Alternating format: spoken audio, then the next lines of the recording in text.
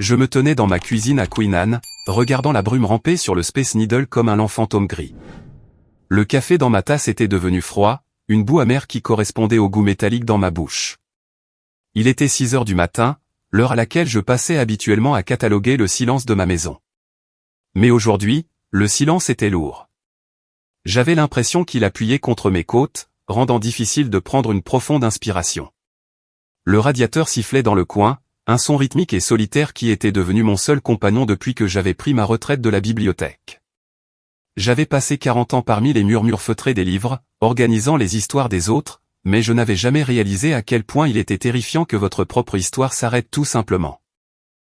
Le téléphone reposait sur le comptoir en granit, brillant d'une lumière persistante et moqueuse. J'avais fixé le nom de Tyler sur l'écran pendant 3 minutes avant de trouver la force de balayer l'écran. Mes doigts tremblaient et je me détestais pour ça. Pourquoi une mère devrait-elle trembler lorsque son fils unique appelle ? « Bonjour, Tyler », ai-je dit. Ma voix semblait mince, comme un vieux parchemin qui pourrait se déchirer si je parlais trop fort. « Salut, maman », a-t-il dit. Il y avait un bruit de fond de son côté, un cliquetis doux et coûteux de couverts et le faible bourdonnement d'un trio de jazz. Cela sonnait comme la richesse. Cela sonnait comme un monde que je n'avais jamais été invité à visiter. Écoute, j'appelle parce que je voulais te le dire personnellement avant que tu ne le voies sur les réseaux sociaux. Nous l'avons fait. Nous nous sommes mariés hier au domaine près du lac Washington. L'air a quitté mes poumons dans un souffle sec et silencieux. Hier. Le mot ressemblait à un coup physique à l'estomac. J'ai regardé le petit calendrier sur mon mur où j'avais entouré sa date de mariage pendant des mois, une date qu'il m'avait dit être encore en cours de décision.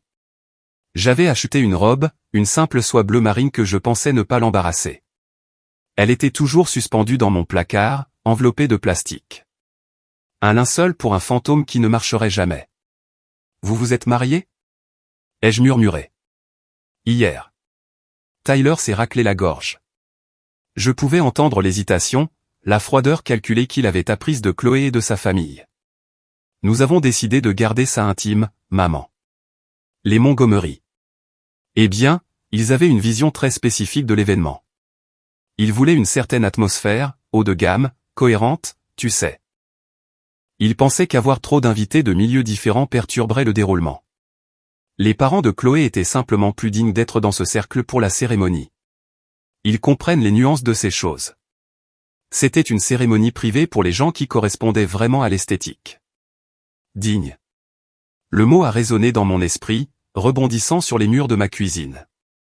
J'ai pensé aux 30 ans que j'ai passé à faire des doubles services à la bibliothèque de l'université de Washington pour qu'ils puissent aller dans les meilleures écoles.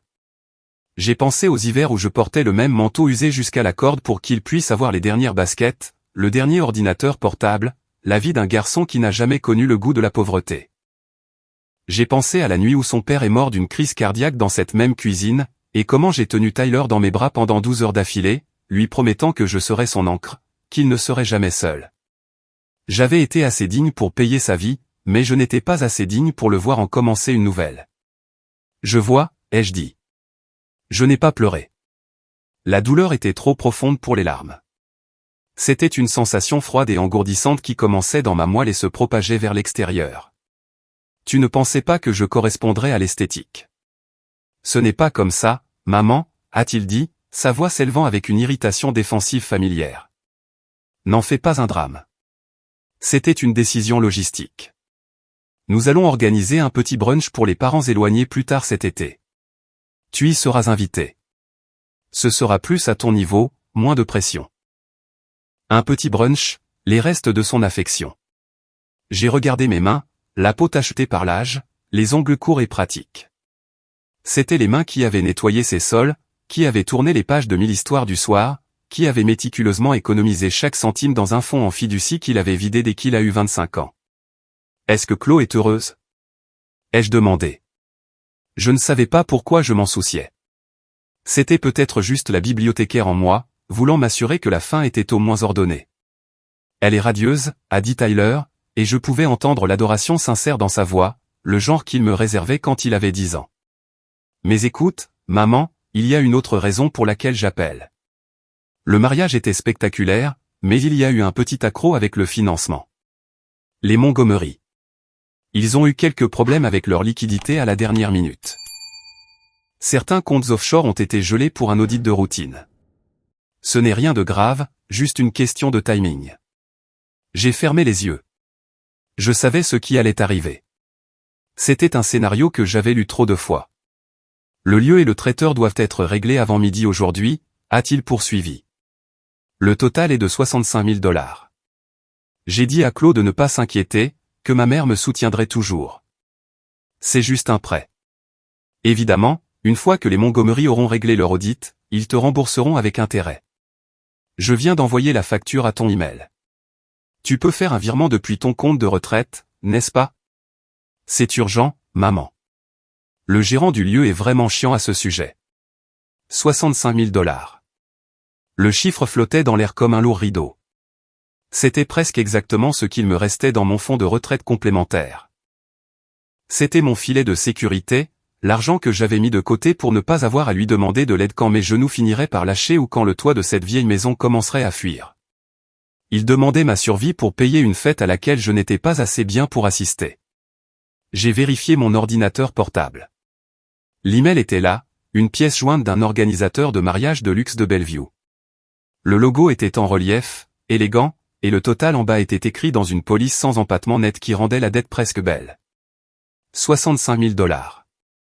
Pour des fleurs qui se faneraient en un jour, pour du champagne dont les gens oublieraient le goût le lendemain matin. Pour la dignité d'une famille qui ne pouvait même pas payer ses propres factures. Maman, tu es toujours là, a demandé Tyler. J'ai repensé à un mardi pluvieux il y a 20 ans. Tyler avait 12 ans. Il voulait un costume spécifique pour un gala scolaire, un gris anthracite qui coûtait 300 $. Je n'avais pas 300 $. J'ai travaillé 4 heures supplémentaires chaque soir pendant un mois à ranger des livres jusqu'à ce que mon dos crie, juste pour le voir franchir cette porte en se sentant à sa place. Je me souvenais de la façon dont il m'avait regardé alors, avec des yeux pleins de fierté, me disant que j'étais la meilleure maman du monde. Où était passé ce garçon? Était-il enterré sous les couches de soie chère de Chloé et le prestige creux des Montgomery? Je suis là, Tyler, ai-je dit. J'ai bu une gorgée de café froid. C'était dégoûtant. Je vais regarder la facture. Super. Merci, maman. Je savais que je pouvais compter sur toi. Je dois y aller. Nous partons pour l'aéroport pour la lune de miel. Moi. On parlera à notre retour. D'accord. Je t'aime. Il a raccroché. La tonalité était un son plat et mort. Je t'aime. Les mots ressemblaient à une transaction, un pourboire laissé sur une table après un repas. Je me tenais dans le silence de ma cuisine de Queen Anne, la lumière grise de Seattle perçant enfin à travers les nuages. Mais cela ne ressemblait pas au matin. Cela ressemblait à la fin d'une longue et épuisante journée. Je suis allé dans mon salon et je me suis assise dans le fauteuil qui appartenait à mon mari. La maison semblait trop grande. Chaque grincement du plancher semblait murmurer le mot « indigne ». J'ai regardé les photos sur la cheminée. Tyler a sa remise de diplôme. Tyler a son premier emploi. Tyler avec Chloé à leur fête de fiançailles.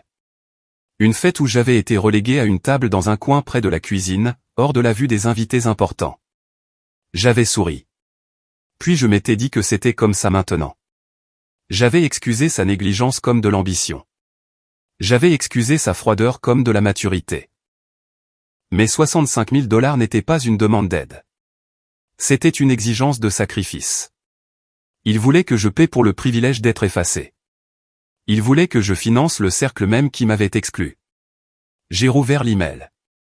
La facture était détaillée. 10 000 $ pour les arrangements floraux, 15 000 $ pour un dîner 5 services. 12 000 $ pour un open bar premium. Mes yeux se sont brouillés en lisant les lignes. C'étaient les prix de sa nouvelle vie. C'étaient les coûts de sa dignité. Je me suis souvenu de l'odeur de la bibliothèque, l'odeur de la vieille colle et de la poussière.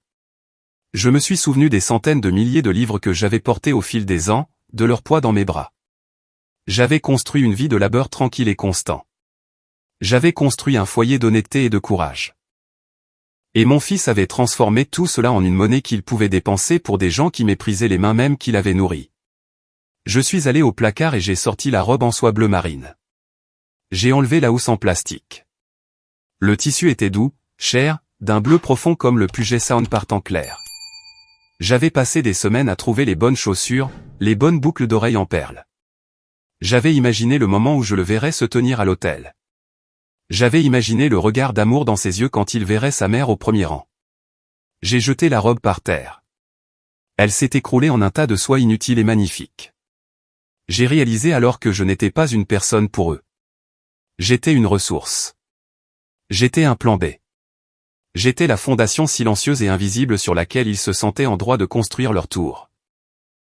Mais même la fondation la plus solide ne peut supporter qu'un certain poids avant de commencer à se fissurer. Je me suis assise à mon bureau et j'ai regardé mes identifiants bancaires, mon compte de retraite. Le solde était de 68 412 $. Si je payais cette facture, il me resterait 3 000 $. 3 000 $ pour le reste de ma vie. J'ai pensé à la mère de Chloé, Evelyn Montgomery. Je me suis souvenu de la façon dont elle avait regardé ma maison la seule fois où elle était venue. Elle avait penché la tête, un sourire apitoyé sur son visage parfaitement botoxé et avait dit « Oh, c'est si charmant et vintage, Martha. Ça doit être tellement de travail à entretenir. Je parie que vous mourrez d'envie d'emménager dans un joli condo géré. » Elle voulait ma maison. Elle voulait mon fils. Elle voulait mon silence. Et Tyler lui donnait tout, morceau par morceau, dollar par dollar. Je n'ai pas fait le virement.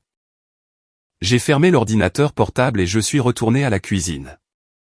J'ai versé le café froid dans l'évier et je l'ai regardé s'écouler. J'ai réalisé que pendant des années, j'avais essayé de m'intégrer dans une histoire qui n'avait pas de personnage nommé maman. J'avais essayé d'acheter ma place dans un cœur qui avait été vendu au plus offrant. Le téléphone a de nouveau vibré. Un texto de Tyler. « Maman, tu l'as fait ? L'organisatrice m'appelle toutes les 10 minutes. S'il te plaît, dépêche-toi. Nous sommes sur le point d'embarquer. » Je n'ai pas répondu. Je suis allé dans le jardin et je me suis tenu sous la pluie. L'eau froide a trempé mon mince pull, mais je m'en fichais. C'était réel. C'était honnête. Pour la première fois depuis très longtemps, je ne cataloguais pas l'histoire de quelqu'un d'autre. Je commençais à réaliser que le livre le plus important de la bibliothèque était celui que j'avais arrêté d'écrire il y a des années, le mien. La facture de 65 000 $ était toujours dans ma boîte de réception, un compte à rebours de sa vanité. Mais alors que je me tenais dans la brume de Seattle, je savais que le prix de la dignité était quelque chose que je ne pouvais plus me permettre de payer. Non pas parce que je n'avais pas l'argent, mais parce que j'avais enfin trouvé ma propre valeur, et elle n'était pas à vendre. J'ai levé les yeux vers ma maison de style craftsman, avec sa peinture écaillée et ses os solides. C'était une maison construite sur l'amour et le sacrifice, mais c'était aussi une maison qui avait été silencieuse pendant trop longtemps. Je suis rentré, j'ai séché mes cheveux et j'ai ramassé la robe en soie bleu marine par terre. Je ne l'ai pas remise dans le placard. Je l'ai mise dans une boîte pour la donner. Quelqu'un d'autre pourrait la porter à un mariage où on la voulait vraiment. Le téléphone a de nouveau sonné. C'était un numéro de Bellevue. L'organisatrice de mariage. « Bonjour », ai-je dit. « Madame Thorne, c'est Julian de Lux Events. Nous attendons toujours le paiement final pour le mariage Thorne-Montgomery. Tyler a dit que vous vous en occupiez. » J'ai regardé le Space Needle par la fenêtre, net et clair maintenant que les nuages se dissipaient. « Julian », ai-je dit, ma voix stable, froide et parfaitement articulée. « Je pense qu'il y a eu un malentendu. Je n'étais pas une invitée à ce mariage. Et d'après mon expérience, les gens qui ne sont pas invités à la fête ne paient généralement pas pour le champagne. » Mais Tyler a dit. Tyler est un homme marié maintenant, Julian. Je vous suggère de parler à sa nouvelle famille digne de ce nom au sujet de la facture. J'ai raccroché. Le silence qui a suivi était différent cette fois. Ce n'était pas le silence de la négligence. C'était le silence d'une ardoise vierge. Je me suis assise et j'ai commencé à rédiger une liste de choses que je voulais faire avec mes 68 000 $. Aucune d'entre elles n'impliquait des fleurs, des repas 5 services ou l'approbation de gens qui ne connaissaient pas le poids d'un livre ou la valeur du cœur d'une mère. J'étais Martha Thorne. J'étais une bibliothécaire. J'étais une veuve. Et j'étais enfin, pour la première fois de ma vie, une femme qui savait exactement ce qu'elle valait. La pluie à Seattle ne tombe pas seulement, elle s'installe. Elle trouve les fissures dans le trottoir, les interstices poreux dans les briques et les espaces creux dans la poitrine d'une personne. Je me suis assise près de la fenêtre de mon salon, regardant les gouttelettes dévaler la vitre, des traînées grises floues sur un monde gris. Le téléphone était silencieux maintenant, mais il ressemblait à une bombe à retardement sur la table basse. J'avais raccroché au nez de Julian, l'organisatrice de mariage, et ce faisant, j'avais coupé un fil que je ne savais pas tenir tout mon monde ensemble. Pendant 40 ans, j'ai été la femme qui rangeait les livres, qui organisait le chaos, qui s'assurait que chaque histoire avait sa place. Mais maintenant, ma propre histoire était éparpillée sur le sol, et le dos du livre était brisé au-delà de toute réparation. J'ai regardé à nouveau mes mains. Elles étaient rouges et gercées par l'air froid du matin. Mon esprit, sans y être invité, a glissé en arrière, parcourant les décennies comme une bobine de film s'accrochant à une dent acérée. Il y a 20 ans, c'était un mardi, un peu comme celui-ci, froid et impitoyable. Tyler avait 12 ans, un garçon dégingandé avec des yeux qui me regardaient encore comme si j'étais le soleil. Il était rentré à la maison avec un prospectus pour le gala du collège, son visage rayonnant d'un espoir désespéré et silencieux. Il voulait un costume anthracite, pas un vêtement d'occasion de la friperie de la 15e, mais un vrai costume, un costume à $300 du grand magasin du centre-ville.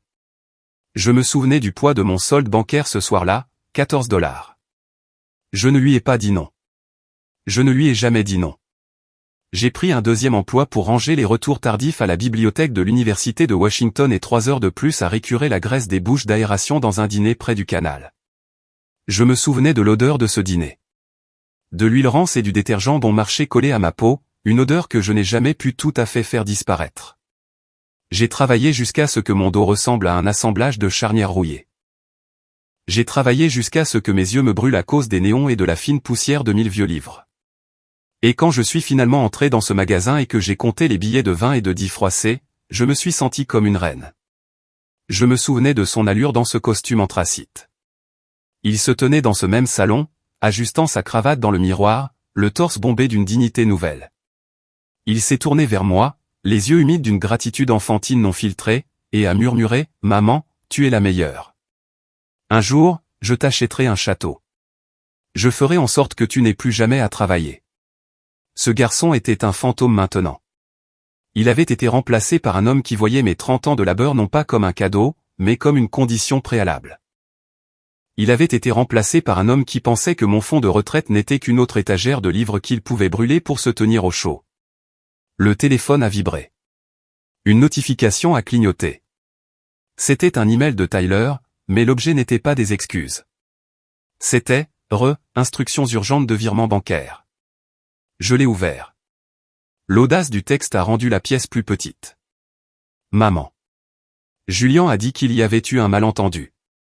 Je n'ai pas le temps pour ça. Nous sommes littéralement à la porte d'embarquement pour Moïse. Chloé est stressée et Evelyn, sa mère, pose déjà des questions. As-tu la moindre idée à quel point c'est embarrassant pour moi? Les Montgomery s'attendent à être traités avec un certain niveau de professionnalisme. Tu me fais passer pour un enfant. Fais juste le virement. J'expliquerai tout à notre retour. S'il te plaît, pour une fois, ne sois pas difficile. Ne sois pas difficile. Les mots étaient une gifle.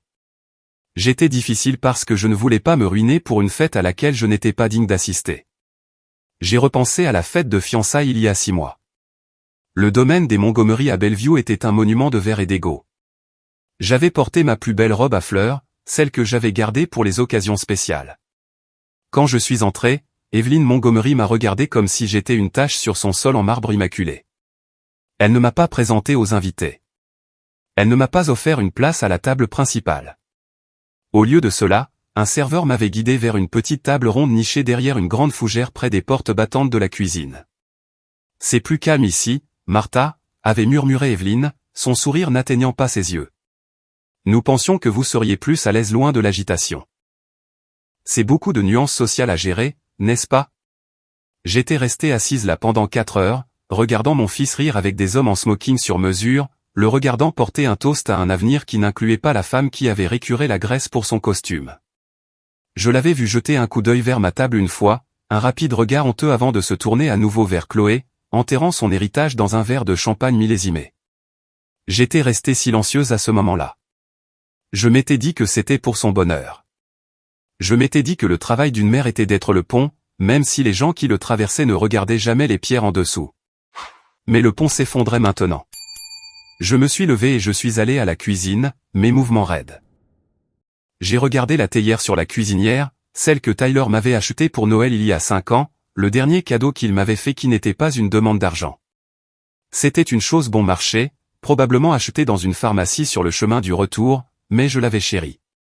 Je l'ai prise et je l'ai jetée à la poubelle. Le son du plastique heurtant la poubelle était creux, insatisfaisant. Pourquoi pensait-il que je dirais oui? Était-ce parce que j'avais toujours dit oui? Je lui avais appris que mon amour était un puissant fond, et maintenant il était confus d'avoir finalement touché la boue au fond. Je suis allé au sous-sol et j'ai trouvé la vieille boîte de ses affaires d'enfance. J'ai sorti le costume anthracite.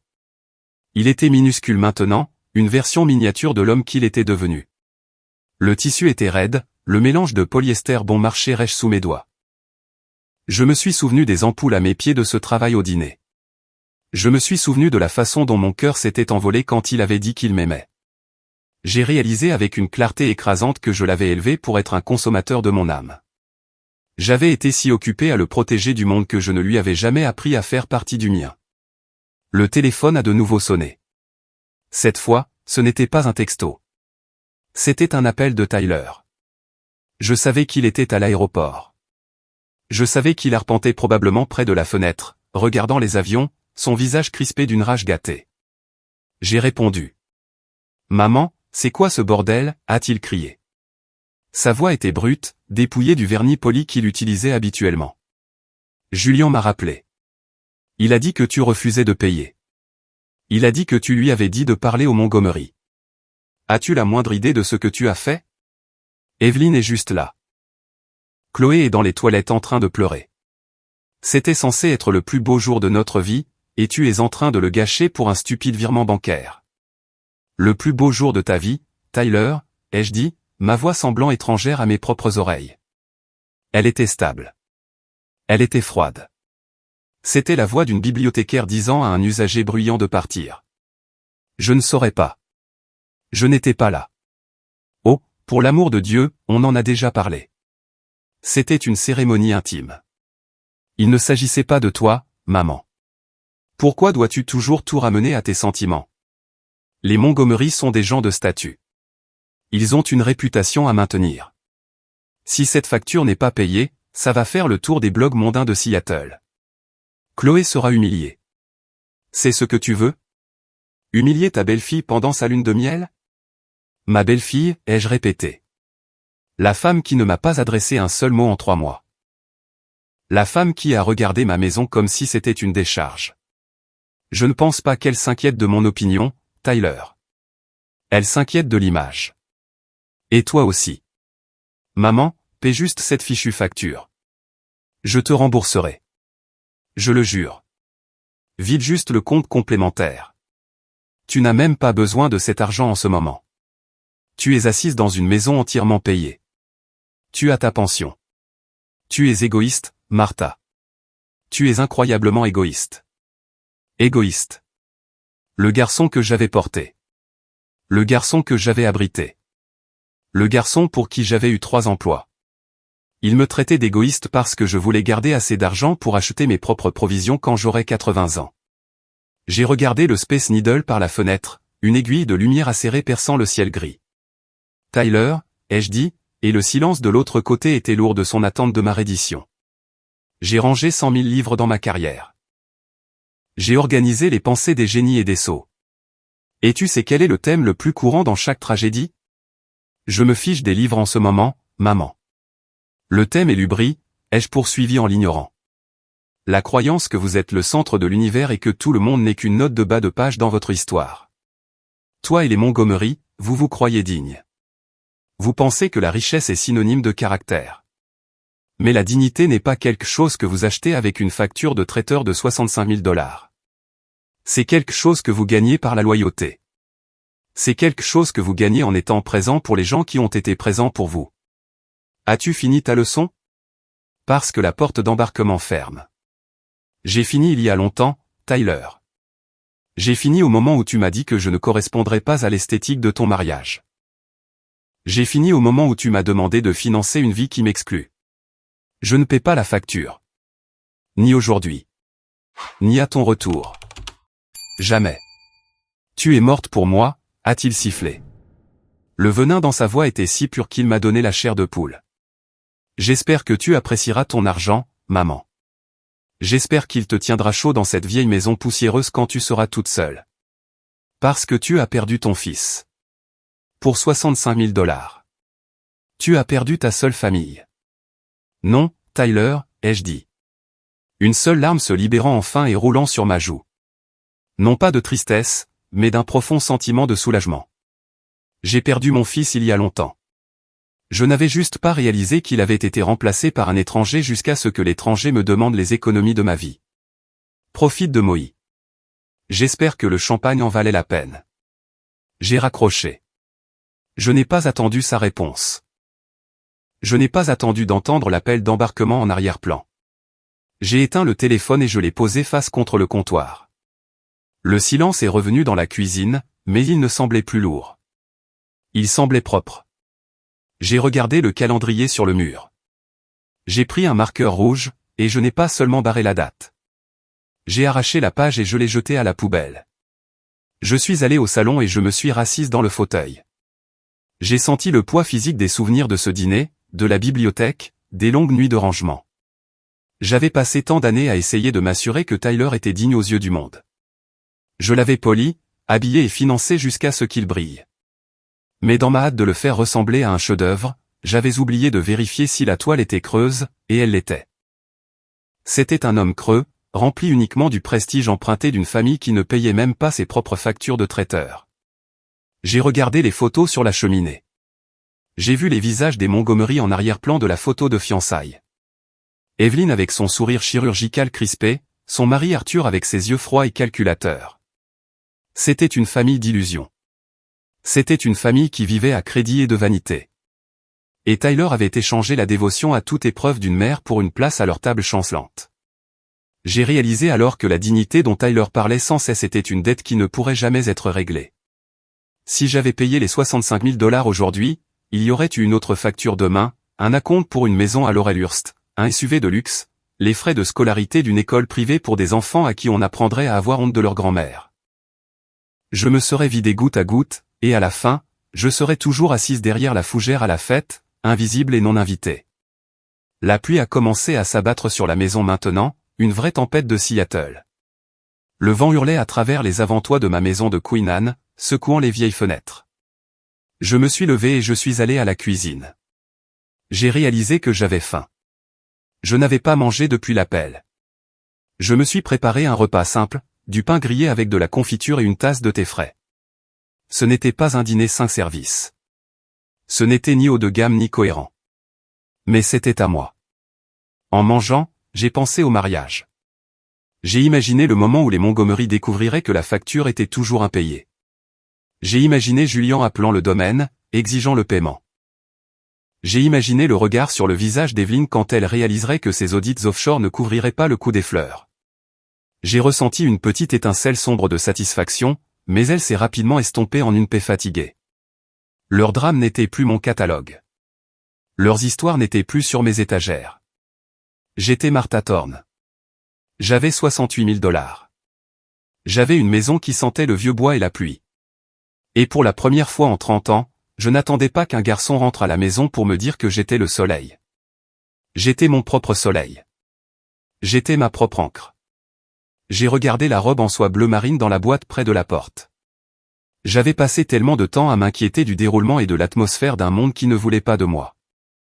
J'avais passé tellement de temps à essayer d'être digne d'un fils qui ne connaissait même pas la valeur des mains qu'il avait élevées. Je suis allé à la bibliothèque cet après-midi-là, non pas pour travailler, mais pour lire. Je me suis assise dans la grande salle de lecture de la bibliothèque Susalo sous les hauts plafonds voûtés. J'ai respiré l'odeur du papier et de la sagesse. J'ai réalisé que j'avais passé ma vie entourée des plus grandes histoires jamais racontées. Des histoires de sacrifice, de trahison et de rédemption. Et dans chacune d'elles, le protagoniste ne se trouve vraiment que lorsqu'il cesse de jouer un rôle de soutien dans l'illusion de quelqu'un d'autre. J'ai ouvert un livre de poésie. J'ai lu un vers sur la mer, sur la façon dont elle ne s'excuse pas de sa marée. J'ai souri. Je n'étais pas une esthétique. Je n'étais pas une décision logistique. J'étais une force de la nature qui avait été maîtrisée pendant trop longtemps. En rentrant chez moi sous la bruine, mon manteau humide et mon cœur léger, j'ai vu un SUV noir garé devant ma maison. Mon cœur a sauté un battement. Tyler? Était-il revenu? Avait-il manqué son vol? Mais ce n'était pas Tyler. Une femme est sortie de la voiture. Elle portait un trench coat cher, ses cheveux parfaitement coiffés malgré la pluie. C'était Evelyn Montgomery. Elle a regardé ma maison avec ce même sourire apitoyé. Mais il y avait une lueur de quelque chose d'autre dans ses yeux maintenant. Du désespoir. Martha, a-t-elle dit, sa voix tendue et forcée. Il faut qu'on parle. Il semble y avoir eu un problème technique avec les finances du mariage. Tyler a dit que vous étiez un peu émotif ce matin. Je suis sûr que nous pouvons régler ça comme des adultes civilisés. Je me tenais sur mon porche, la regardant de haut. Je ne me sentais pas petite. Je ne me sentais pas indigne. J'ai regardé le Space Needle derrière elle, acéré et inflexible. Evelyn, ai-je dit, ma voix aussi calme qu'un lac gelé. Vous avez raison. Nous devrions régler ça. Mais vous êtes à la mauvaise maison. Mon fils m'a dit que vous étiez les personnes dignes. Et les personnes dignes paient toujours leurs propres dettes, n'est-ce pas? Je suis entré et j'ai fermé la porte. Je l'ai verrouillée. J'ai éteint la lumière du porche. Dans le silence de ma maison, je me suis assise et j'ai pris ma plume. Je n'ai pas écrit de chèque. Je n'ai pas écrit de lettre à mon fils. J'ai écrit une liste d'endroits que je voulais voir. Paris, Rome, les bibliothèques de Londres. J'avais passé ma vie à ranger les voyages des autres. Il était enfin temps d'écrire mon propre chapitre. Les 65 000 $ étaient toujours à la banque, mais la dette que j'avais envers ma propre culpabilité mal placée était enfin complètement payée. Le silence qui a suivi le départ d'Evelyn Montgomery n'était pas un silence paisible. C'était un vide, un espace creux et résonnant qui donnait l'impression que l'air avait été aspiré de ma maison, me laissant chercher mon souffle pour quelque chose de réel à quoi me raccrocher. Je suis resté longtemps dans le couloir, écoutant la pluie battre contre la lourde porte en chêne que je venais de verrouiller. Mon cœur était un oiseau frénétique piégé dans une cage de côte, mais mon esprit était une bibliothèque froide et silencieuse. J'ai réalisé alors que j'avais passé 40 ans à organiser le monde en code de classification décimale de Dewey, croyant que si tout avait une place, alors tout aurait un sens. Mais il n'y a pas de code pour la trahison d'un enfant. Il n'y a pas de section dans les archives pour un fils qui vend la survie de sa mère pour une place à une table faite de fumée. J'ai traversé les pièces de ma maison, mais pas résonnant comme des échos d'un autre siècle. La maison ressemblait à un musée d'une vie qui avait été systématiquement démantelée. J'ai regardé le papier peint de la salle à manger, un motif floral délavé que Tyler m'avait un jour aidé à choisir quand il avait 16 ans. Il avait ri de mon indécision, me disant que tout ce que je choisirais serait beau parce que c'était moi qui l'avais choisi. Maintenant, ces fleurs ressemblaient à des yeux flétris me regardant dans mon isolement. J'étais une banque pour lui. J'étais une ressource. J'étais une erreur logistique dans une esthétique haut de gamme. Le téléphone reposait sur le comptoir de la cuisine, mort et noir. Je l'avais éteint, mais je pouvais encore sentir les vibrations fantômes de sa rage. Je pouvais encore entendre sa voix, cette voix d'étranger, me traitant d'égoïste. Égoïste. Le mot avait un goût de cuivre dans ma bouche. J'ai pensé à la graisse sous mes ongles du dîner. J'ai pensé à la poussière dans mes poumons du sous-sol de la bibliothèque. J'ai pensé aux milliers de kilomètres que j'avais parcourus avec des chaussures pratiques et bon marché pour qu'il puisse conduire une voiture qui coûtait plus que mes 10 premières années de salaire. L'ironie était une lame dentelée. J'avais construit un homme qui utilisait maintenant les outils mêmes que je lui avais donnés pour me couper de son cœur. Poussé par un besoin incessant et rongeant de clarté, j'ai fait quelque chose que je n'avais jamais fait auparavant. J'ai enfilé mon vieil imperméable, j'ai attrapé mes clés et j'ai quitté Queen Anne en voiture. Je n'avais pas de plan, seulement une destination. J'ai conduit vers les rives du lac Washington, vers le quartier où la cérémonie avait eu lieu 48 heures auparavant. J'avais besoin de le voir. J'avais besoin de voir l'atmosphère qui valait 65 000 $ de mon sang et de mes os. Le domaine était un vaste monument de verre et de cèdre niché derrière de hauts murs couverts de lierre. J'ai garé ma vieille Volvo de l'autre côté de la rue, une relique grise cabossée dans une mer de bitume noir immaculé. Les grilles en fer étaient fermées, mais je pouvais voir à travers les barreaux. La fête était terminée. Les invités dignes étaient partis, mais les restes étaient encore là, comme les os d'un festin laissé aux vautours. Je suis sorti de la voiture et je me suis tenu sous la bruine, regardant la pelouse. Il y avait des pétales de roses blanches éparpillés sur l'herbe, devenant bruns et détrempés sous la pluie de Seattle. Une pile de chaises de location se tenait sous un auvent dégoulinant, leurs cadres peints en or semblant bon marché et criards à la lumière du jour. J'ai vu un programme abandonné gisant dans une flaque d'eau près de la grille. J'ai passé la main à travers les barreaux et je les ramassai. Le mariage Thorne Montgomery. Le papier était épais, de couleur crème avec des bords dorés à la feuille. À l'intérieur, il y avait une liste de noms, une liste de personnes qui correspondaient au déroulement. J'ai vu les noms de sénateurs, de promoteurs, de mondains, puis j'ai vu la section famille, les parents de la mariée, Arthur et Evelyn Montgomery, la famille du marié, représentée par le foyer Montgomery. Mon nom ne figurait nulle part. Je n'étais même pas une note de bas de page. J'avais été effacé du registre officiel de la vie de mon fils comme si je n'avais jamais existé. Ce n'était pas seulement que je n'étais pas invité. C'était que j'avais été effacé pour faire place au récit des Montgomery d'un prestige sans effort et sans tâche.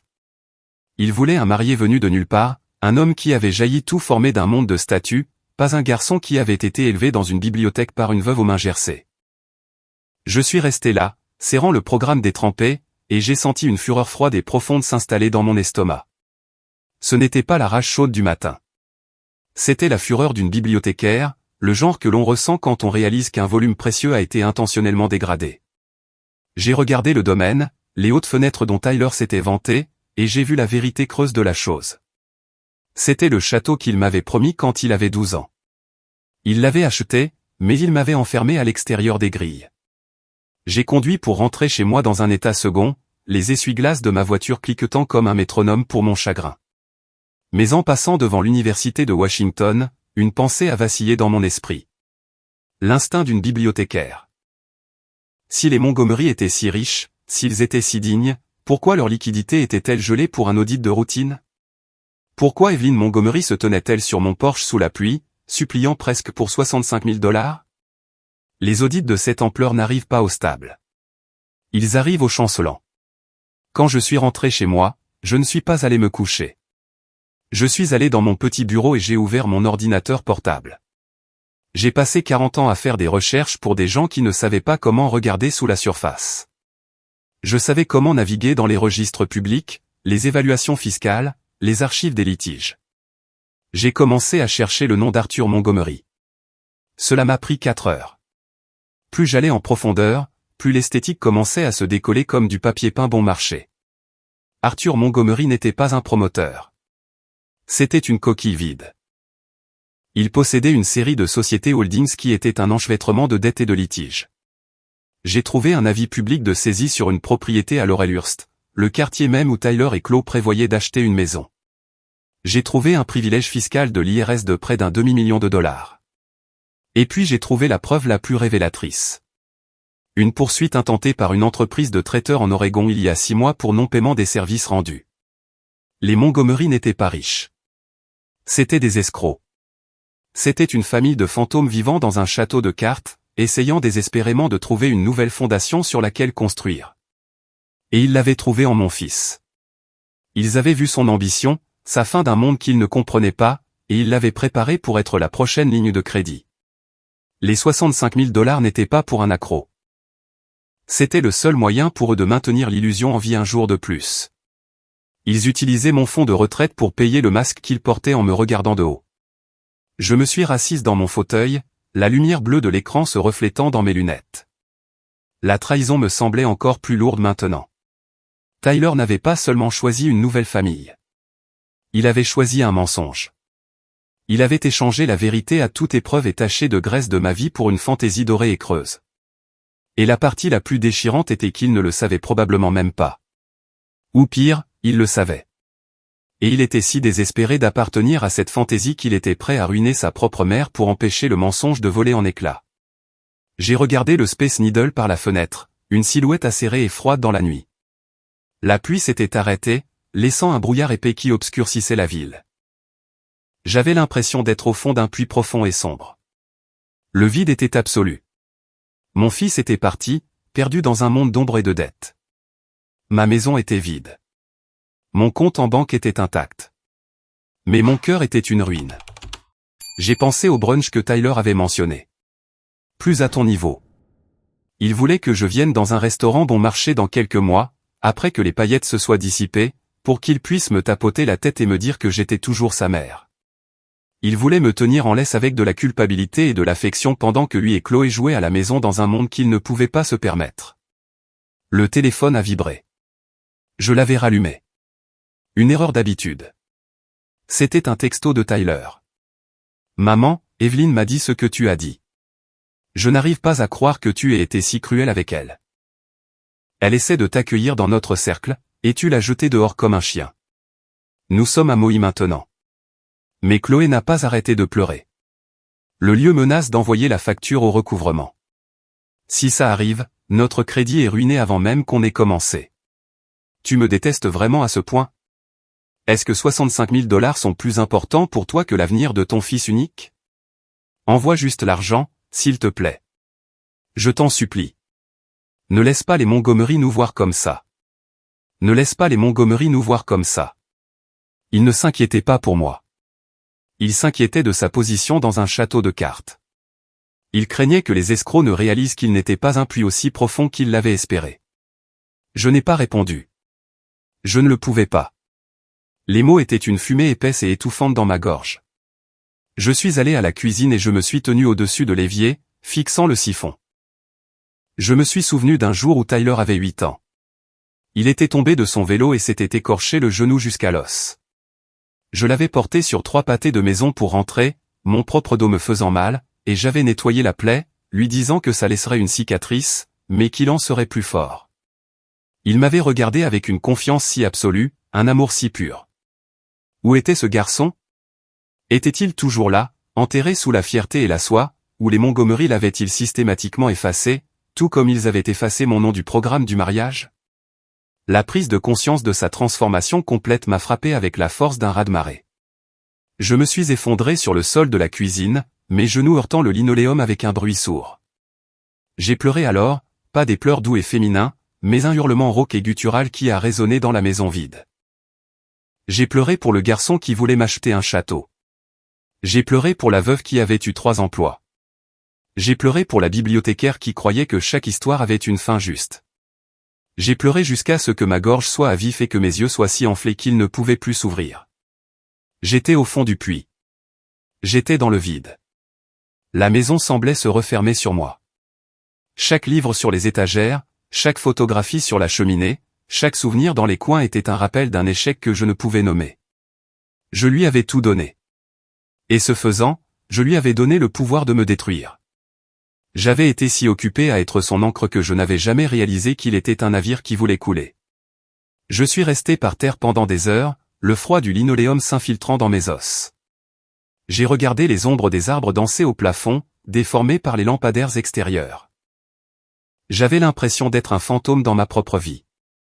J'avais été effacé par mon fils, insulté par sa belle-mère et utilisé par une famille de fraudeurs. J'étais une note de bas de page dans une tragédie de vanité. Mais alors que les premières lueurs de l'aube commençaient à poindre à l'horizon, un nouveau sentiment a commencé à s'agiter sous le chagrin.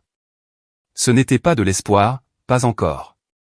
C'était une clarté calme et froide. J'étais une bibliothécaire. Mon travail consistait à préserver la vérité, à protéger les archives, à veiller à ce que les faits restent inflexibles face aux caprices des puissants. Les Montgomery voulaient 65 000 $. Ils voulaient mon silence. Ils voulaient ma maison. Mais ils avaient sous-estimé la femme qui avait passé 40 ans dans les archives. Ils avaient oublié qu'une bibliothécaire sait où les cadavres sont enterrés parce que c'est elle qui a classé les rapports. Je me suis levé, mes articulations craquant, mon corps semblant fait de fer rouillé. Je suis allé à l'évier et je me suis aspergé le visage d'eau froide. Je me suis regardé dans le miroir. Mes yeux étaient rouges et gonflés. Ma peau était pâle, mais la mâchoire était ferme. Je n'étais pas seulement Martha Thorne, la mère invisible. J'étais la gardienne de l'histoire des Thorne et j'en avais assez d'être une note de bas de page. J'ai regardé le téléphone. Il y avait un nouvel email, pas de Tyler, d'Arthur Montgomery. Martha, Evelyne me dit qu'il y a eu une certaine confusion. Nous apprécions énormément notre relation avec la famille de Tyler. Réglons cela tranquillement. J'ai programmé une réunion avec nos conseillers financiers à Bellevue demain après-midi. Tyler a mentionné que vous pourriez avoir besoin d'aide pour gérer la complexité de vos actifs de retraite. Nous sommes heureux de vous aider à gérer vos fonds afin que cette facture puisse être réglée sans stress supplémentaire. Nous passerons vous prendre à 14 heures. Il voulait gérer mes fonds. Il venait pour le dernier de ma moelle. J'ai regardé le Space Needle, acéré et inflexible dans la lumière du matin. J'ai réalisé alors qu'il ne venait pas me chercher pour une réunion. Il venait voir si la fondation s'était enfin fissurée. Mais alors que je me tenais dans ma cuisine, la lumière grise de Seattle remplissant la pièce, je savais que la fondation n'était pas faite de marbre ou de feuilles d'or. Elle était faite de 40 ans de courage, et elle était bien plus solide qu'il ne le pensait. J'ai rouvert mon ordinateur portable. Je n'ai pas regardé les saisies fiscales cette fois. J'ai regardé les noms des sénateurs et des mondains sur le programme du mariage. J'ai commencé à les recouper avec l'historique des litiges des Montgomery. J'ai trouvé un fil conducteur, un schéma de dettes impayées, de promesses non tenues et d'arrivisme social construit sur le dos des innocents. Les Montgomery n'étaient pas seulement des fraudeurs. C'était un fléau, et Tyler les avait amenés à ma porte. Le vide était toujours là, un trou profond et sombre dans mon cœur où se trouvait autrefois mon fils. Mais l'obscurité n'était plus vide. Elle était remplie d'un but calme et froid de bibliothèque. Je n'allais pas à Maui. Je n'allais pas à un brunch. J'allais à une réunion à Bellevue. Et j'apportais les archives avec moi. Je suis allé au placard et j'ai regardé la boîte contenant la robe en soie bleu marine. Je n'ai plus ressenti l'envie de la jeter. Je l'ai sortie et j'ai regardé le bleu profond et magnifique. C'était la couleur de l'eau qui entourait ma ville. Profonde, froide et capable de noyer ceux qui ne respectaient pas sa puissance. Je n'allais pas être la victime dans leur histoire. J'allais être la fin qu'ils n'avaient jamais vue venir. Je me suis assise et j'ai commencé à écrire. Pas un chèque, pas des excuses. J'ai commencé à écrire une lettre à mon vieil ami, Silas Vance. C'était un comptable à la retraite spécialisé dans les audits judiciaires. Il était un habitué de la bibliothèque depuis 30 ans, un homme qui aimait la vérité autant que moi. Silas, ai-je écrit, j'ai une histoire qui a besoin d'être organisée. C'est une tragédie de dignité et de dette, et je pense qu'il est temps que nous audissions le foyer Montgomery. J'ai regardé le matin de Seattle, le brouillard se dissipant enfin pour révéler la beauté déchiquetée de la ville. Le vide était toujours là, mais je ne tombais plus. Je me tenais au bord, regardant en bas, et pour la première fois depuis très longtemps, je n'avais pas peur du noir. C'est moi qui tenais la lumière. L'air du matin à Seattle était d'un froid vif et mordant qui semblait traverser les vieilles boiseries de la maison de style Craftsman.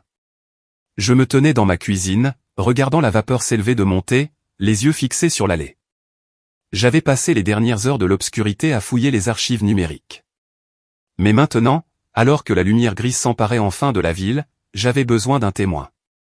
J'avais besoin de quelqu'un qui comprenait le langage des chiffres aussi bien que je comprenais le langage des livres. Silas Vance était cet homme.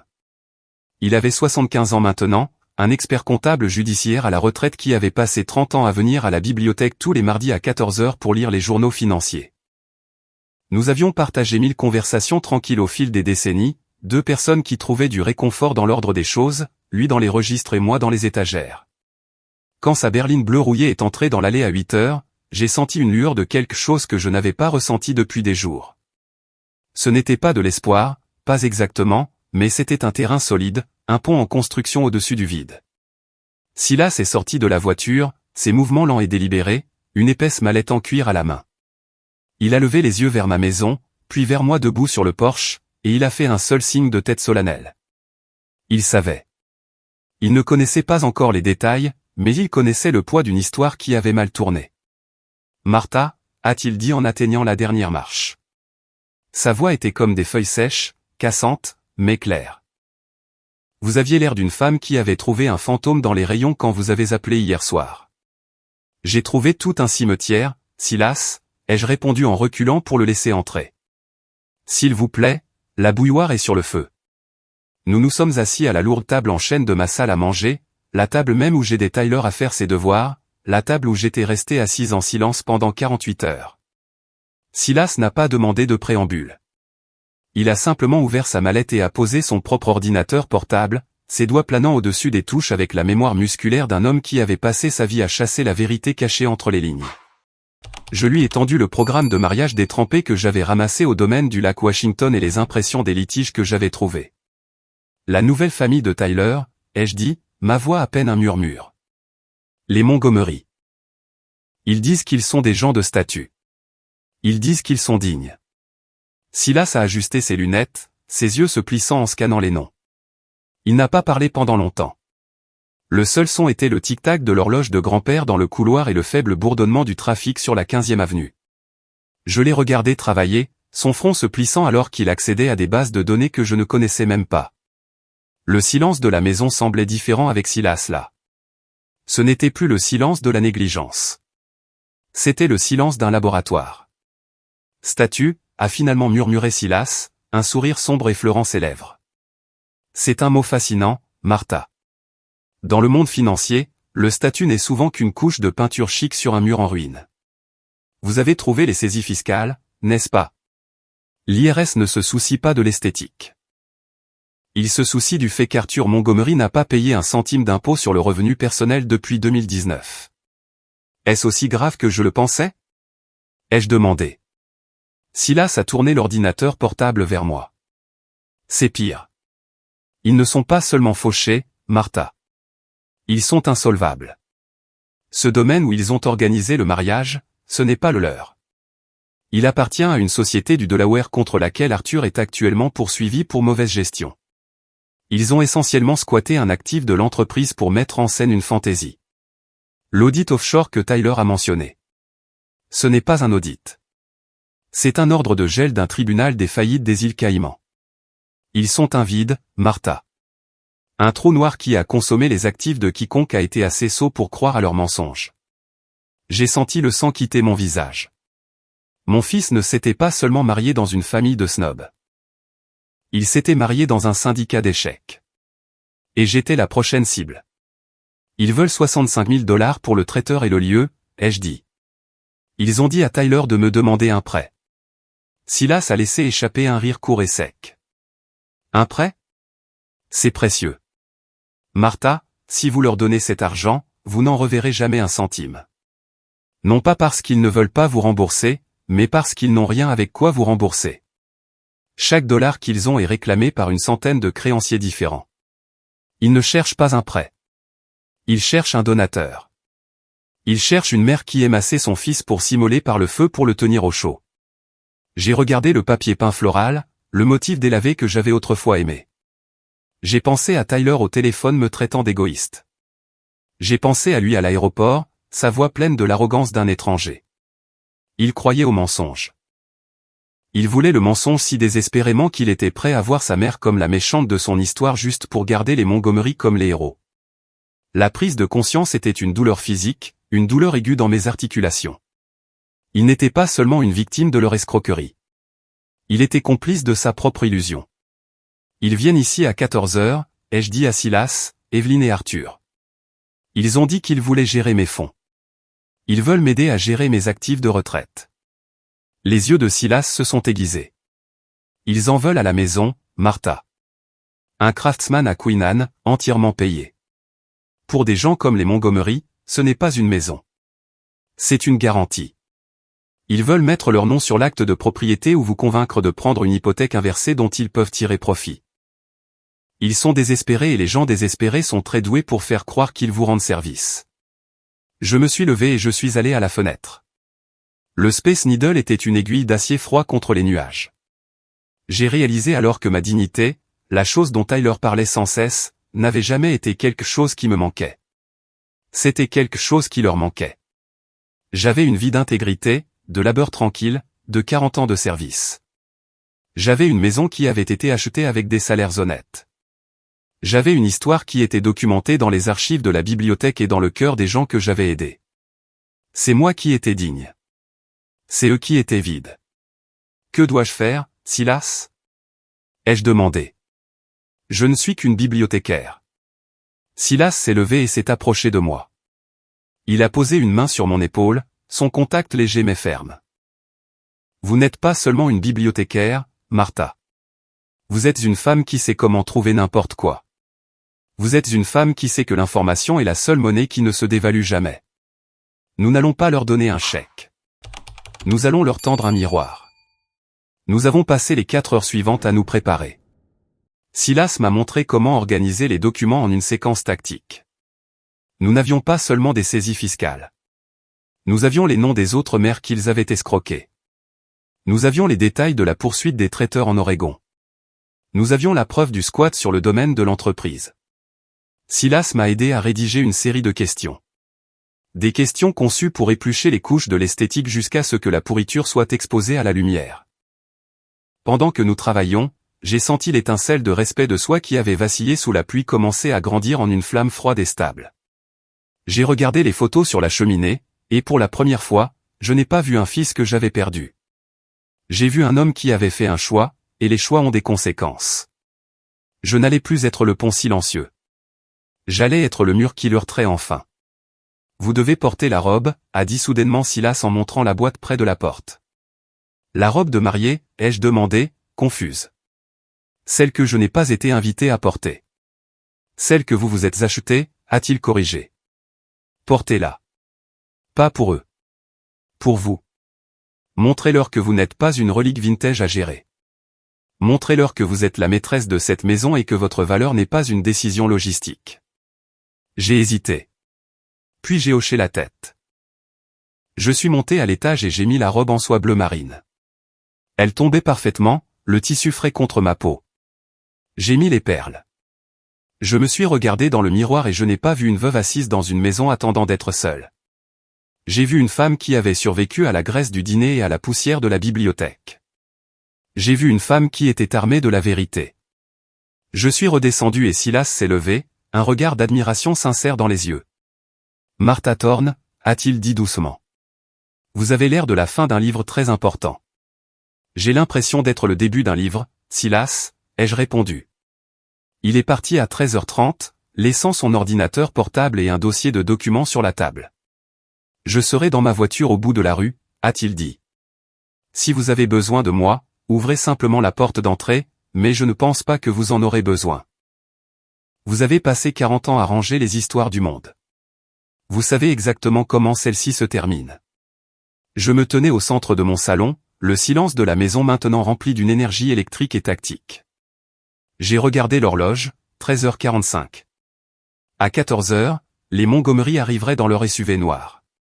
Ils montraient les marches de mon Porsche avec leurs sourires apitoyés et leur intention prédatrice.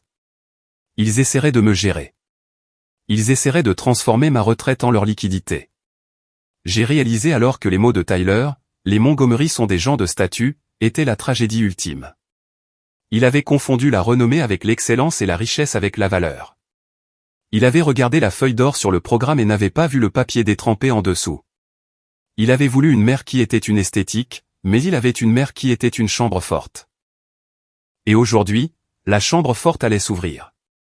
Je suis allé à la cuisine et j'ai préparé une nouvelle théière.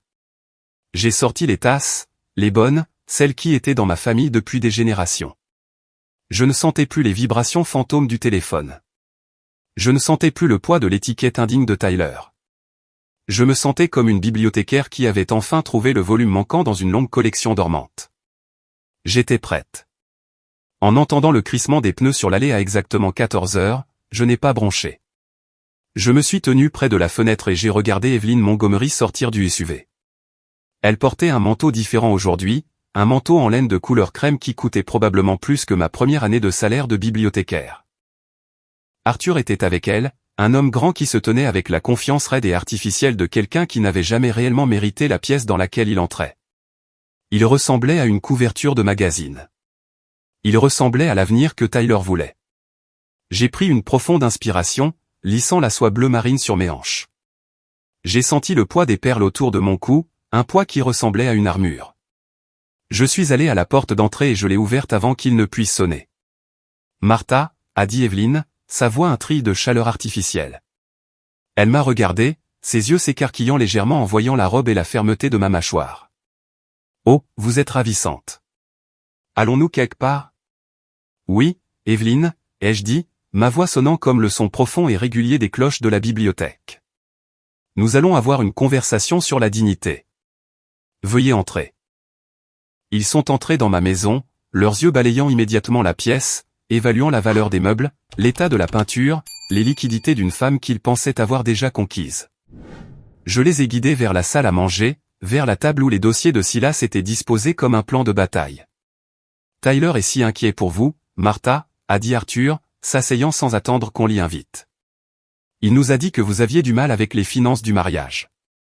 Nous comprenons que c'est beaucoup à gérer à votre âge, mais Evelyn et moi sommes là pour vous aider. Nous avons une équipe à Bellevue qui est spécialisée dans ce genre de transition. » Une transition, ai-je répété en m'asseyant à la tête de la table. C'est un mot intéressant, Arthur. Une transition de quoi à quoi? Evelyn s'est penchée, son sourire crispé. D'une maison qui est trop grande pour vous, ma chère. D'actifs qui sont juste là à ne rien faire. Nous pouvons vous aider à mettre cet argent au travail pour Tyler, pour Chloé, pour la famille dont vous faites enfin partie. Je l'ai regardé, la précision chirurgicale de son visage, et j'ai ressenti un profond sentiment de pitié. C'était un fantôme hantant une vie qu'elle ne pouvait pas se permettre. C'était une escroc qui avait enfin rencontré une femme qui savait comment vérifier les archives. J'ai fait mes propres recherches, Evelyn, ai-je dit en ouvrant le premier dossier. Je suis une bibliothécaire, vous voyez. Je suis très doué pour trouver des choses que les gens ont essayé de ranger dans le noir. La pièce est devenue froide. La posture confiante d'Arthur a changé d'une fraction. Le sourire d'Evelyn a vacillé, ses yeux se dirigeant vers le dossier. J'ai trouvé les saisies fiscales, Arthur, ai-je poursuivi, ma voix calme et inébranlable. J'ai trouvé la poursuite des traiteurs en Oregon. J'ai trouvé l'ordre de gel sur les liquidités que Tyler a mentionné. Il semble que votre accroc soit en fait un effondrement, et je suis curieuse. Est-ce que Tyler le sait? Est-ce que mon fils sait qu'il s'est marié dans une famille d'ombre? Le visage d'Arthur s'est assombri, la confiance artificielle remplacée par une rage vive et désespérée. Vous n'avez aucune idée de ce dont vous parlez, Martha. Vous êtes une employée de bibliothèque d'une banlieue poussiéreuse. Vous ne comprenez pas la complexité de la haute finance. Je comprends une facture de traiteur, Arthur, ai-je dit en me penchant en avant. Et je comprends que vous demandez à une veuve de 70 ans de payer pour un mariage que vous ne pouviez pas vous permettre.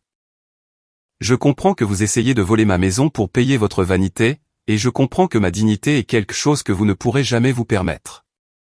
Le silence qui a suivi était absolu. Le Space Needle se tenait à l'extérieur de la fenêtre, une sentinelle dans le gris. Je ne tombais plus dans le vide. C'est moi qui tenais le miroir. Et pour la première fois de leur vie, les Montgomery étaient forcés de regarder ce qui restait lorsque l'esthétique était dépouillée. J'étais Martha Thorne. J'étais une bibliothécaire. Et j'étais enfin, complètement digne de moi-même. Le trajet à travers le pont flottant Evergreen Point en direction de Bellevue donnait l'impression de traverser la frontière d'un autre pays. Derrière moi se trouvait Seattle avec ses collines enveloppées de brume et la peinture écaillée au net de ma maison de Queen Anne. Devant moi se trouvait une ville de tours de verre et de perfection manucurée, un endroit où la richesse était le seul dialecte parlé, et où les gens comme moi étaient généralement destinés à être vus mais pas entendus, si nous étions vus du tout. J'étais assise à l'arrière du SUV noir des Montgomery, ma robe en soie bleu marine bruissant contre le siège en cuir, un son qui semblait plus aigu que le silence à l'intérieur de la voiture. Arthur était au volant, les jointures blanches alors qu'il naviguait dans le trafic de l'après-midi, tandis qu'Evelyn était assise à côté de lui, le cou raide, regardant droit devant elle par le pare-brise. L'air dans la voiture était épais de l'odeur de parfum cher et de l'âcre saveur métallique du désespoir. Ils étaient venus chez moi pour me gérer, mais je les avais emmenés à Bellevue pour mettre fin à l'histoire. J'ai regardé l'eau grise du lac Washington. Il y a 25 ans, j'avais emmené Tyler sur ses rives pour un pique-nique. Nous n'avions pas grand-chose, juste quelques sandwichs au jambon et un thermos de jus de pomme. Mais nous avions passé tout l'après-midi à construire une forteresse de bois flotté et de rochers. Je me souvenais de ses petites mains boueuses alors qu'il empilait des pierres les unes sur les autres, déclarant que c'était un château pour la reine des livres. Il avait promis alors qu'aucun dragon ne me toucherait jamais. Maintenant, le garçon qui m'avait construit un château de bois flotté attendait dans un café haut de gamme, prêt à brûler ma vie réelle pour pouvoir garder sa place dans une forteresse faite de dettes. Nous sommes arrivés au café, un endroit appelé la Feuille Dorée, qui était exactement le genre d'établissement où les Montgomery sentaient qu'ils avaient leur place. C'était tout en verre du sol au plafond et en accent doré, avec des serveurs qui se déplaçaient comme des ombres silencieuses. Tyler était déjà là, assis à une table d'angle avec Chloé. Ils étaient censés être amoïs, mais la crise financière les avait évidemment ramenés du paradis plus tôt. Tyler avait l'air épuisé, sa chemise en lin chair froissée, ses cheveux inhabituellement en désordre. Chloé était blottie sur sa chaise, les yeux rougis, serrant un sac à main de créateur comme si c'était un radeau de sauvetage. Quand ils m'ont vu entrer avec les Montgomery, Tyler s'est levé si vite que sa chaise a raclé durement contre le sol en marbre. « Maman » a-t-il dit, sa voix un mélange de soulagement et d'une colère défensive acérée. « Dieu merci. Evelyne a dit que tu te rangeais à notre avis. Nous sommes assis ici depuis 2 heures à attendre la confirmation du virement. Je ne me suis pas assise immédiatement. Je me suis tenu au bord de la table, regardant mon fils. C'était l'homme que j'avais élevé. C'était le résultat de 40 ans de service à la bibliothèque et de graisse de dîner. Il me regardait, non pas avec amour, mais avec les yeux creux et affamés d'un créancier. Chloé n'a même pas levé les yeux. Elle a juste fixé la table, la mâchoire serrée dans une ligne dure et autoritaire. « Asseyez-vous, Martha » a dit Evelyne, sa voix reprenant son tri d'autorité artificielle. « Réglons les détails bancaires pour que ces enfants puissent reprendre leur vie. » Je me suis assise. J'ai posé le dossier que Silas et moi avions préparé sur la table. C'était un simple dossier en manille, mais il semblait aussi lourd qu'un poids de plomb. À l'intérieur se trouvait le miroir. « Tyler » ai-je commencé, ma voix stable, résonnant comme une cloche dans le silence stérile du café. J'ai passé les 3 derniers jours à réfléchir à la dignité. Tu m'as dit que je n'étais pas digne de ta cérémonie. Tu m'as dit que les Montgomery étaient des gens de statut. Tu as demandé 65 000 $ pour financer une esthétique à laquelle je ne correspondais pas, Tyler a soupiré, un son sec et impatient. Maman, on en a déjà parlé. C'était une décision logistique. Pouvons-nous juste parler du virement? Le gérant du lieu menace d'appeler la police pour vol de service. Le père de Chloé, Arthur, essaie de faciliter les choses, mais nous avons besoin des liquidités maintenant. J'ai regardé Arthur, qui était penché en arrière dans son fauteuil, essayant de projeter un calme qu'il ne possédait pas. J'ai regardé Evelyne, dont la main tremblait alors qu'elle attrapait son latte. Je ne fais pas le virement, Tyler, ai-je dit. Le silence qui a suivi était absolu. C'était comme si la musique de jazz en arrière-plan s'était simplement arrêtée. Le visage de Tyler est devenu d'un rouge profond et marbré. Chloé a finalement levé les yeux, ses yeux grands ouverts et pleins d'un choc prédateur aigu. « Quoi » a sifflé Tyler en se penchant sur la table. « Maman, tu as promis. Tu as dit que tu regarderais la facture. Essaies-tu de me détruire? C'est 65 000 $. Si tu ne paies pas ça, notre réputation dans cette ville est finie. » La famille de Chloé. Ils ont un standard à maintenir. Un standard, ai-je répété en ouvrant le dossier. Parlons de ce standard, Tyler. Puisque tu penses que je suis trop vintage pour comprendre la haute finance, j'ai demandé à un vieil ami de m'aider à organiser certains dossiers. Je voulais m'assurer d'être professionnel au sujet de mon investissement. J'ai sorti le premier document, la saisie fiscale de l'IRS sur les biens personnels d'Arthur Montgomery.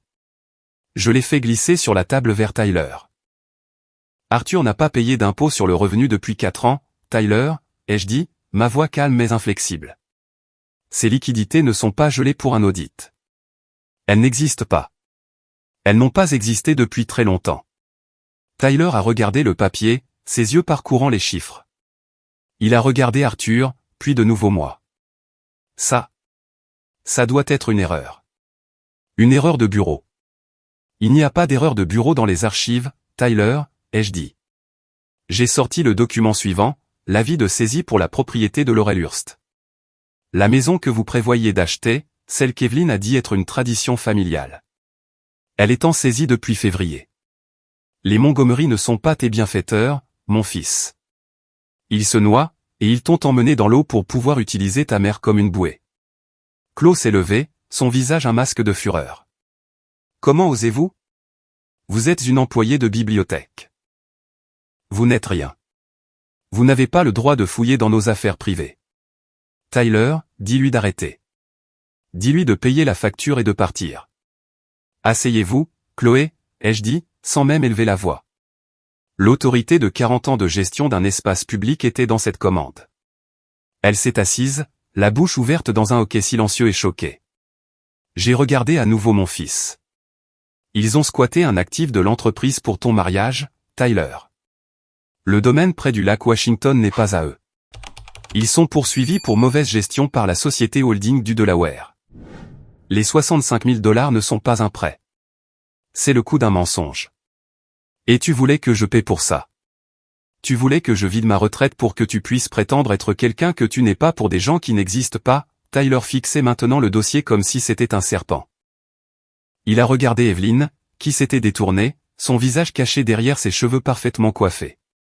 Il a regardé Arthur, dont le visage était un vide gris et défait. Le statut avait disparu.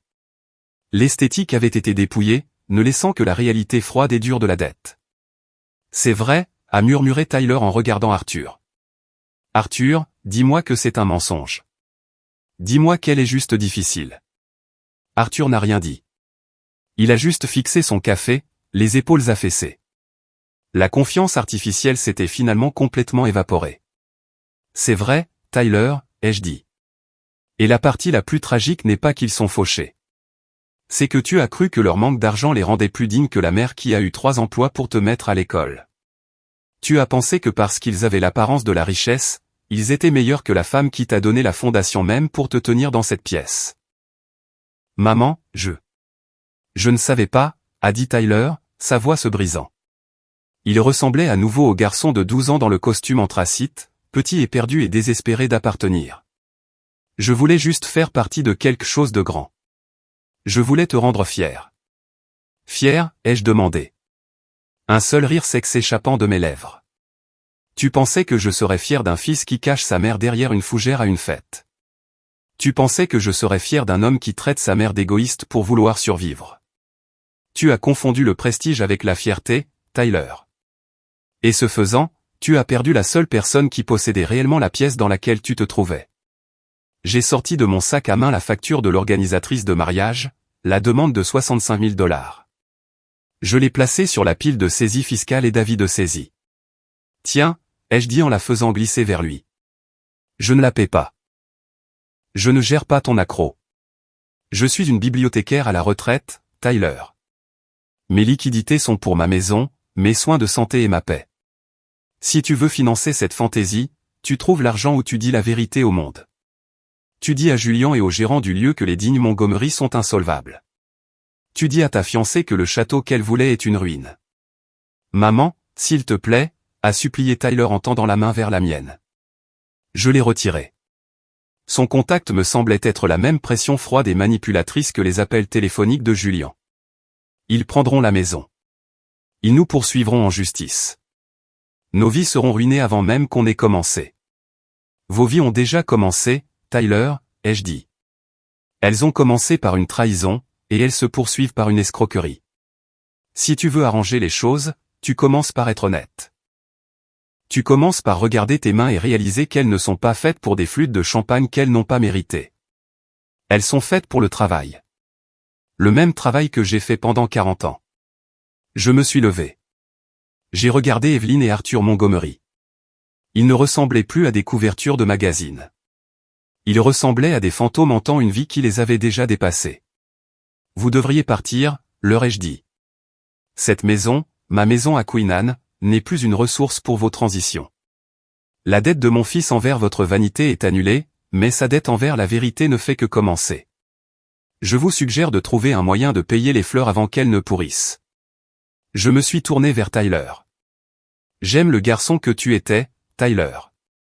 J'aime le garçon de 12 ans qui voulait m'acheter un château. Mais je ne connais pas l'homme assis dans ce fauteuil. Et jusqu'à ce que cet homme apprenne à quoi ressemble vraiment la dignité, je n'ai pas de place dans son histoire, et il n'a certainement pas de place dans la mienne.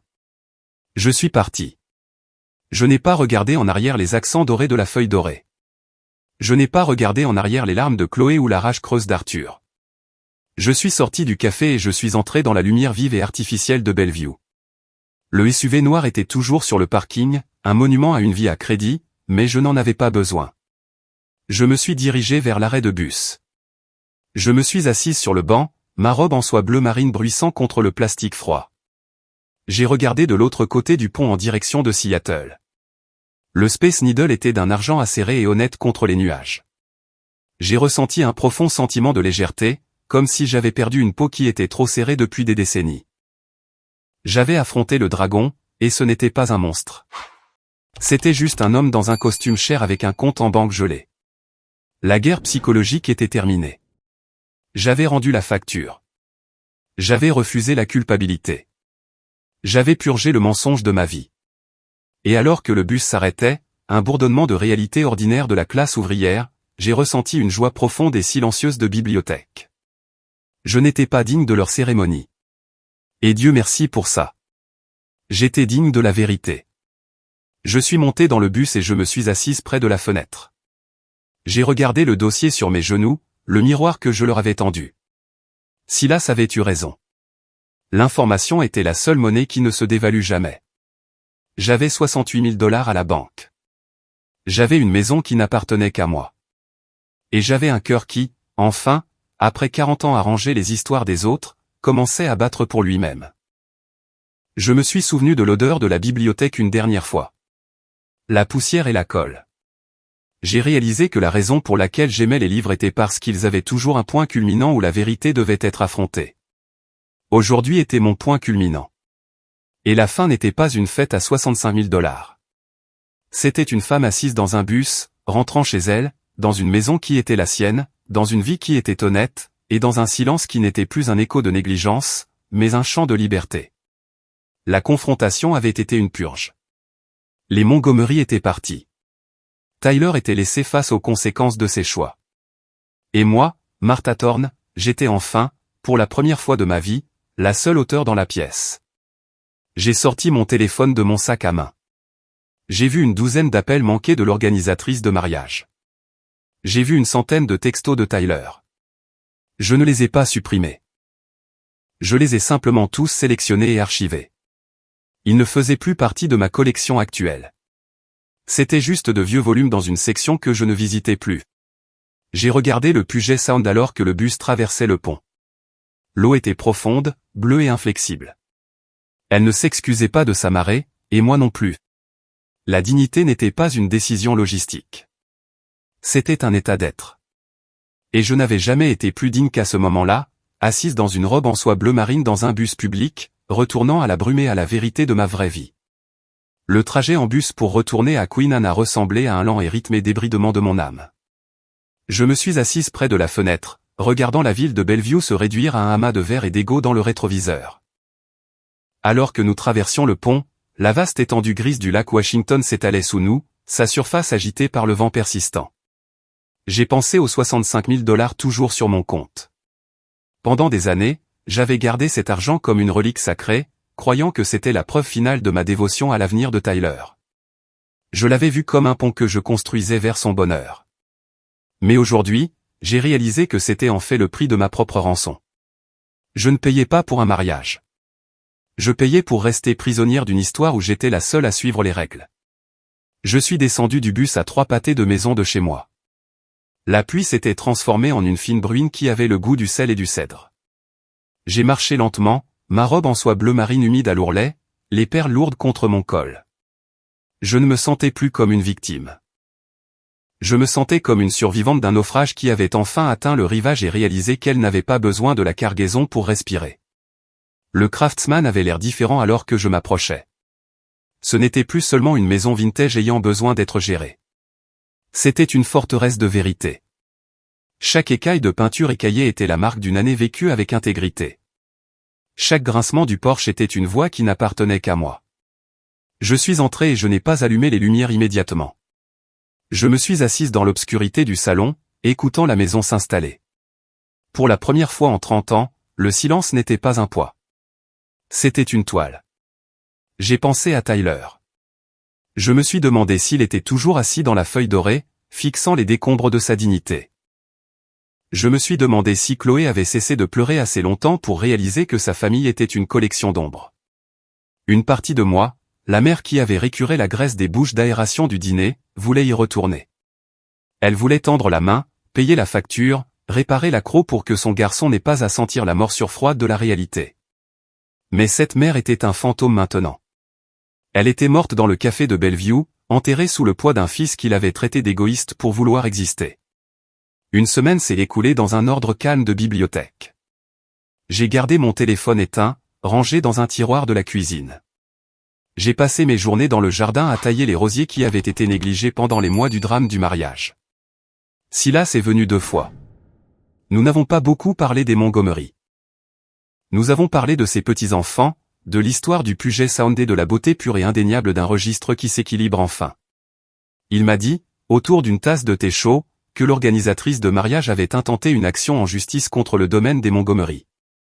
Il m'a dit que Tyler et Chloé avaient quitté leur appartement de luxe pour un petit logement en location à Renton. La maison à Laurelhurst avait été une fiction, une carotte agitée par Evelyn pour garder Tyler sous son emprise. Le château de cartes s'était effondré exactement comme Silas l'avait prédit, et Tyler était au centre des ruines. Le 10e jour, j'ai entendu frapper à la porte. Ce n'était pas le coup agressif et autoritaire d'Evelyn Montgomery. C'était un son hésitant et brisé. J'ai su avant d'ouvrir qui se tenait sur le porche. Je suis allé à la porte, le cœur stable, la mâchoire serrée. Tyler se tenait là. Il avait l'air d'avoir vieilli de 10 ans en une semaine. La chemise en lin avait disparu, remplacée par un vieux sweatshirt que je me souvenais de ses années universitaires. Ses yeux étaient rouges, assombris par un épuisement profond et creux.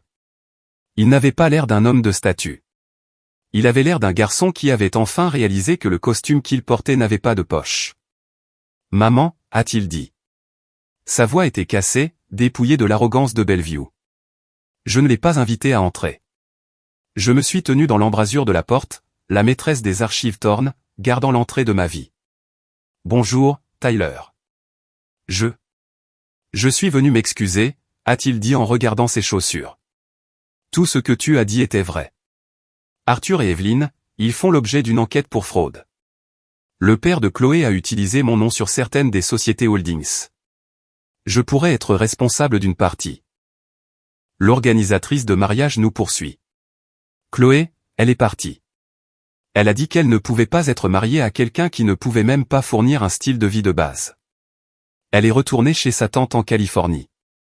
Je l'ai écoutée et pour la première fois de sa vie, je n'ai pas ressenti l'envie de le rattraper. Je n'ai pas senti la douleur fantôme dans mon dos des étagères de la bibliothèque. J'ai ressenti une pitié froide et distante. Tu as échangé ta mère pour un style de vie de base, Tyler. Il semble que le taux de change n'était pas en ta faveur. Maman, s'il te plaît. Je n'ai nulle part où aller. Ils ont gelé mes comptes personnels aussi, à cause du lien avec les entreprises d'Arthur. Je ne peux même pas payer le loyer de l'appartement à Renton. Est-ce que je peux rester ici un moment, juste jusqu'à ce que je me remette sur pied? Tu as toujours dit que c'était aussi ma maison. Je l'ai regardé et j'ai vu le garçon de 12 ans, mais j'ai aussi vu l'homme qui m'avait demandé de vider ma retraite pour qu'il puisse porter un toast à des gens qui haïssaient ma simple vue. J'ai pensé au brunch, à mon niveau. J'ai pensé à la fougère à la fête de fiançailles. Non, Tyler, ai-je dit. Le mot était une coupe nette et unique. Ce n'est pas ta maison. C'est la maison de Martha Thorne. C'est une maison construite sur 30 ans de service à la bibliothèque et 40 ans de silence honnête. Ce n'est pas une ressource pour tes transitions. Ce n'est pas un filet de sécurité pour un homme qui a essayé de couper les fils pendant que j'étais dessus. Tu vas vraiment rejeter ton propre fils après tout. Tu m'as rejeté en premier, Tyler. Tu m'as rejeté de ton mariage, de ta famille et de ton cœur. Tu as décidé que je n'étais pas digne de la personne que tu voulais être. Et j'ai décidé que tu n'es pas digne de la paix que j'ai enfin trouvée. Je te rembourserai. Je travaillerai. Je ferai tout ce qu'il faut. Je ne veux pas de ton argent, Tyler. J'ai 68 000 $. J'ai ma pension. J'ai ma maison. Ce que je n'ai pas, c'est l'énergie d'être la note de bas de page dans une autre de tes tragédies. Tu dois trouver ta propre dignité maintenant. Pas la version de Chloé, pas la version d'Evelyn, et certainement pas la mienne. Tu dois sortir sous la pluie et apprendre à construire ton propre château de bois flotté. Et cette fois, ne demande pas à ta mère de payer pour les pierres. J'ai fermé la porte. Je ne l'ai pas verrouillée avec un clic de colère. Je l'ai verrouillée avec la finalité silencieuse d'un livre retourné à sa juste place sur l'étagère. Je suis resté dans le couloir et je n'ai pas pleuré. J'ai ressenti un sentiment de libération qui était presque vertigineux. J'avais passé ma vie comme une encre. Et j'avais enfin réalisé que le navire que je retenais était un navire qui voulait couler. En lâchant prise, je ne me sauvais pas seulement moi-même. Je lui donnais la seule chose dont il avait réellement besoin. L'opportunité d'être réel. Les semaines se sont transformées en mois. Je n'ai plus eu de nouvelles de Tyler, pas directement. Silas m'a dit qu'il avait pris un emploi d'arpenteur de chantier pour une entreprise de construction à Spanaway. Il travaillait 12 heures par jour. Il vivait dans un petit appartement. Il payait enfin, pour la première fois de sa vie, ses propres factures. J'espérais, dans les coins tranquilles de mon cœur, qu'il apprenait l'odeur de la graisse et le poids du travail honnête. J'espérais qu'il apprenait qu'un costume n'est qu'un tissu, mais que l'intégrité est la peau en dessous. J'ai vendu la robe en soie bleu marine. J'ai utilisé l'argent pour acheter un billet de première classe pour Londres. J'ai réalisé que j'avais passé 40 ans à ranger les voyages des autres, et qu'il était enfin temps de voir les bibliothèques du monde par moi-même. J'ai passé 3 semaines à la British Library, respirant l'odeur de siècles d'histoire. J'ai marché à travers les ruines de Rome et j'ai réalisé que même les plus grands empires tombent lorsqu'ils sont construits sur des ombres. Quand je suis revenu à Seattle, la brume était toujours là, rampant sur le Space Needle, mais elle ne ressemblait plus à un fantôme. Elle ressemblait à un voile qui se levait. Je me suis assise dans mon jardin, les rosiers en pleine floraison. Et j'ai réalisé que la cicatrice sur mon cœur n'était pas une marque de honte. C'était une marque de survie. C'était le prix que j'avais payé pour appartenir enfin complètement à moi-même. J'ai regardé le Space Needle, acéré et inflexible contre les nuages. J'ai réalisé que ma valeur n'avait jamais été une décision logistique. Ce n'avait jamais été une esthétique. C'était une lumière stable et silencieuse qui avait brûlé dans les rayons de la bibliothèque et la graisse du dîner depuis le début. J'étais Martha Thorne. J'étais une bibliothécaire. J'étais une survivante. Et j'étais enfin, pour la première fois en 70 ans, la seule personne qui pouvait décider si j'étais digne. Le silence de ma maison n'était plus vide. Il était rempli du son de ma propre respiration, un rythme stable et honnête qui ne devait une dette de 65 000 $ à personne. J'avais affronté le vide, et j'avais construit un pont avec la vérité. L'histoire était enfin mienne. La vraie guérison commence dans les décombres silencieux de la trahison, où vous réalisez enfin que vous pardonnez d'avoir aimé les mauvaises personnes est l'acte le plus difficile mais aussi le plus nécessaire de tous. Pendant des décennies, j'ai confondu le sacrifice avec le devoir et la complaisance avec la dévotion, sans jamais voir qu'en soutenant un fils qui ne voulait pas se tenir debout, je ne lui apprenais qu'à s'appuyer jusqu'à ce que je me brise. La lumière que j'ai trouvée par la suite n'était pas un cadeau des autres, mais une flamme que j'ai dû allumer moi-même dans l'obscurité froide de ma propre maison. Je ne suis plus une note de bas de page ou une esthétique. Je suis une femme qui a repris le contrôle de son récit à ceux qui ont essayé de l'effacer. Ma dignité n'a jamais été une dette à payer. C'était une dignité que je devais enfin reconnaître.